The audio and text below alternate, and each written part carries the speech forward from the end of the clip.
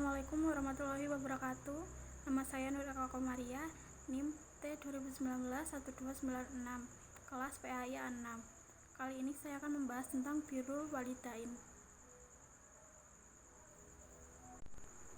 Birrul walidain adalah bagian dalam etika Islam yang menunjukkan kepada tindakan berbakti kepada orang tua, yang mana berbakti kepada orang tua ini hukumnya fardu alias wajib ain bagi setiap muslim, meskipun seandainya kedua orang tuanya adalah non-muslim.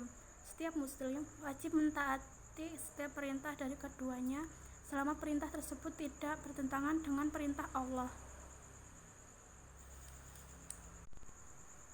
Berbakti kepada orang tua atau birrul walidain merupakan naluri dan fitrah setiap manusia, sebab dalam jiwa dan setiap orang tertanam sifat cinta dan hormat kepada kedua orang tua. Karena kedua orang tualah yang menjadikan sebab kehadiran setiap manusia di dunia ini. Keutamaan birrul walidain. Yang pertama, amalan yang paling dicintai Allah. Dalam suatu hadis sahih yang diriwayatkan sahabat Ibnu Mas'ud radhiyallahu anhu, Nabi Shallallahu Alaihi Wasallam menyebutkan berbuat baik kepada kedua orang tua sebagai salah satu amalan yang paling dicintai oleh Allah. Yang kedua, amalan yang paling utama. Berbuat baik kepada orang tua juga merupakan amalan yang afdal atau paling utama, sebagaimana dalam versi riwayat lain hadis Ibnu Mas'ud. Abdul bin Mas'ud radhiyallahu anhu, aku bertanya kepada Rasulullah Shallallahu Alaihi Wasallam, amalan apakah yang paling afdal? Rasulullah menjawab, sholat pada waktunya. Aku bertanya lagi, kemudian apa lagi? Beliau menjawab lagi, berbakti pada kedua orang tua. Aku bertanya kembali, kemudian apa lagi? Kemudian jihad fisabilillah. Kemudian aku terdiam dan tidak lagi bertanya kepada Rasulullah Shallallahu Alaihi Wasallam. Andaikan aku meminta tambahan, maka beliau akan menambah kepadaku. Hadis riwayat Bukhari, Muslim, Ahmad, dan Tirmizi. Yang ketiga, berumur panjang dan mendapatkan kemudahan rezeki bagi anak yang berbakti kepada orang tua. Anak yang senantiasa berbuat baik dan berbakti kepada orang tua akan memperoleh keberkahan hidup berupa umur yang panjang dan kemudahan untuk mendapatkan rezeki. Yang keempat, pintu surga yang pertengahan. Kedua orang tua merupakan salah satu pintu surga, bahkan pintu surga yang paling pertengahan.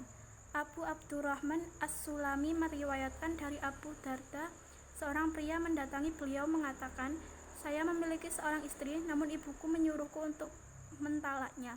Abu Darda mengatakan, aku mendengar Rasulullah SAW bersabda, orang tua merupakan pintu surga paling pertengahan. Jika engkau mampu, maka tetapilah atau jagalah pintu tersebut.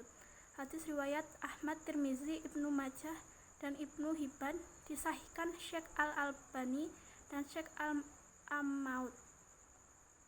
Yang kelima, ridho Allah tergantung ridho kedua orang tua. Sebagai seorang anak yang selalu berbakti kepada orang tuanya akan mengundang ridho kedua orang tua kepada anak. Sementara ridho kedua orang tua terhadap anak merupakan penentuan seorang anak mendapatkan ridho Allah Subhanahu wa Ta'ala. Yang keenam, doa yang mustajab bagi anak yang berbakti. Anak yang berbakti akan senantiasa didoakan oleh kedua orang tuanya, dan doa kedua orang tua untuk kebaikan anak merupakan salah satu doa yang mustajab yang bakal dikabulkan oleh Allah Subhanahu wa Ta'ala. Yang ketujuh, sebab dikabulkannya taubat.